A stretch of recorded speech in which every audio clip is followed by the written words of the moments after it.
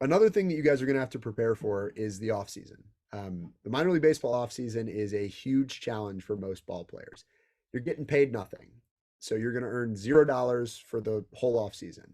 Um, Minor league players view this as one of the most important issues in the sport, according to our player survey.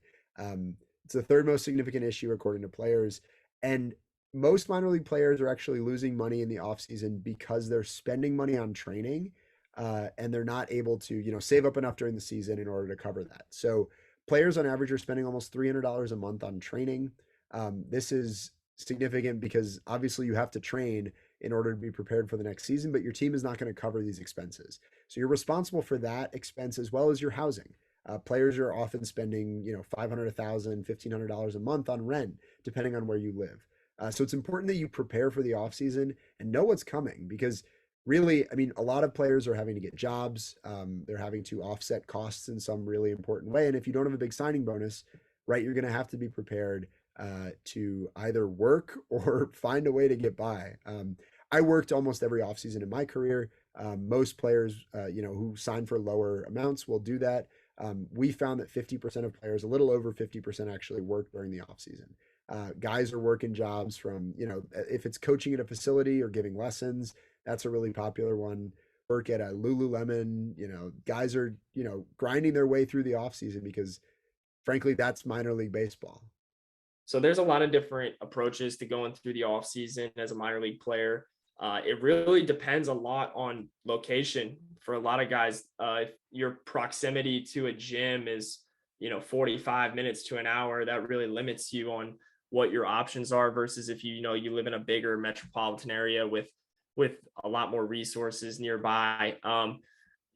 At More Than Baseball, we've done different webinars and different partnerships with, places like Driveline as far as player development goes. There's a lot of great resources out there that have facilities and are also doing remote training. I know Driveline does that. We have a couple ambassadors that work through them. Tread Athletics is great. Cressy, of course.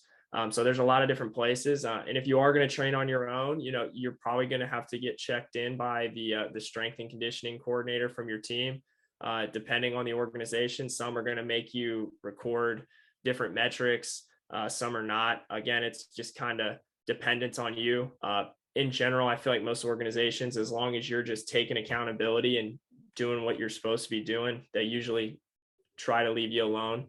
And there's no right way to do it. You just have to get to the big leagues, whatever works best for you. And I think most organizations realize that, some more than others, but as long as you have in place and you're doing what you can to stay above the water financially, if you're having to work, but leaving enough time to delegate and prioritize your workouts and your training, you're going to be fine. And then when your trainer calls you, at least text him back. It's going to make your life so much easier versus just completely ignoring the team staff for an off season. Just pick up the phone when the team staff calls you. That is definitely something I would recommend doing. And I can't emphasize enough how important it is to understand that the off season requires a plan. So know what you're doing before the off season comes. Decide if you're going to train at a facility. Make a plan if you're going to travel to a facility and understand that you're going to do that early on in the off season and prepare for that so you can get the most out of it. Or if you're training on your own, make sure you have a gym that you know has the equipment you need in order to make your off season successful. The off season is one of the most important times for player development. That stuff doesn't happen during a season. You're trying to perform, you're not trying to develop as much. Obviously, the minor leagues are for development, but oftentimes that stuff will happen on your own. And then when you're, entering into the off season, one of my biggest points of advice is to set goals, to have a clear set of objectives. What do I want to get out of this off season, and how am I going to execute on those things? Obviously, you want to have goals throughout your career, but the off season is one of the most important times so you can stay organized and stay motivated throughout the duration of what can be like a 6-month off season.